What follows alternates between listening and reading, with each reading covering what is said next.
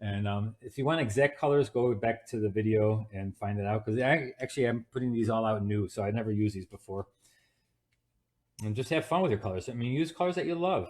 That's the great thing about being the artist. You get to use whatever you like. Look at this luminous color. This is like an orange. I put water with it, and it ends up being like a watercolor, right? And so the background just has to be dark. And I could have bright colors like that in there. Up in the corner, you can see that the photo goes from a light to a dark. So that's all I'm doing. And I'll have fun with spattering and just getting this all fun, dark background. Let the paint do its thing. Have fun with that. Of course, there's a lot of purple in here because that's one of my favorite colors. My students will let you know that right away. That I do love purple. And one thing about Yupo paper, the masking fluid works really well on it. So you can go right over it and it kind of repels it. But later on, you can take it off like one sheet. It'll just come straight up. So that's really cool about that.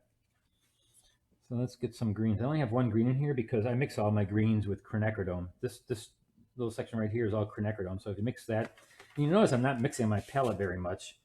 I don't like mixing on the palette very much. I like mixing on the painting.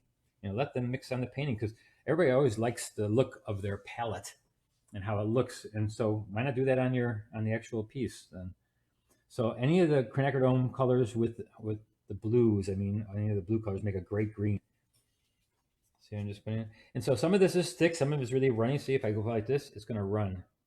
So a lot of it's really runny. So I got to hurry up. And so go right over this. I just want to put this in because it's going to take a while for this to dry. And look at that, it's even black. I even use black. But if you mix a color with black, it comes up being really cool. So I love purples. Let's get some more purples in here. And it's pretty watery and washy right now. It looks like it's thick, but it's pretty runny and watery. And the nice thing about Yupo, look at this. I can just take my brush and I can squeeze out and pull it back out to white of the paper. It's basically a plastic paper. And I know a lot of watercolorists hate it, either love or hate when it comes to Yupo. But if you just try it with acrylics, even with watercolor, in my watercolor class, I one day we do it on acrylic on Yupo and watercolor on Yupo, and it's fun. And you may find that you really like it. Maybe you won't, but I give it kind of different techniques on it, and so I put different techniques in my classroom. And again, this class coming up, nobody has to bring anything. I bring all the supplies.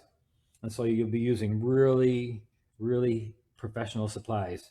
I only like professional supplies when you're an artist. And the cheap stuff doesn't work really well. It's hard enough watercolor than using something that's not very good. So here we're just gonna, I mean, isn't that a mess? But isn't that a cool mess? But then you watch later, oh man, that's gonna be so cool. Oh man, I'm spreading over everything. Here we go. That, I love this luminous color. I learned from the luminous color from Bob Burridge. He uses a bunch of these luminous colors. Man, he's got some neat acrylics. Bob was up at Dillman's the same year I was up there teaching, I think a year ago. Or was it 2 years ago now? Anyways, he was up there teaching and stuff. And boy, we had fun. Because not only do you have my class at Dillman's, but actually this time you only do have my class. But normally, without a pandemic, you usually have 2 or 3 classes going at a time, and you can visit the other classroom. And so we'll keep that right there. And so that's fun when you're up at Dillman's, when you can meet some of the other instructors. And that's not happening this time because of the pandemic, but I'm teaching there coming up in a little bit. So now this is going to be, I'm going to set this aside and let that dry. And so we'll go on to the next one. All right, so that's the Yupo. Now we're going to go on to the watercolor paper and acrylic. And even we do use canvas when we're up at Dillman's, when we do the water media class. We use all 4 different things. We use canvas, we use the white, we use the black watercolor paper, and we use the Yupo. And so that's what we work on. So we try all different kinds of things when it comes to doing the workshop up there at Water Media Workshop. Now this one I do have I have a value study for, because this is I'm gonna start this like a watercolor. And so you get a shot at, if you're not a watercolorist and you're an acrylic painter, you'll even learn how to do a little bit of watercolor when you're up there at Dillman's. So I'm just going to do like I normally do with a watercolor. I'm going to wet the surface first and apply the paint into the surface to get a soft edge. And since the sky is really light on this picture, and I did add to this picture, this photo only had the top part of there missing.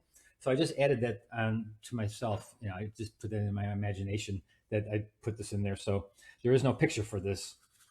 So I'm just going to make that up. And so I figure that's a really light sky, and then the background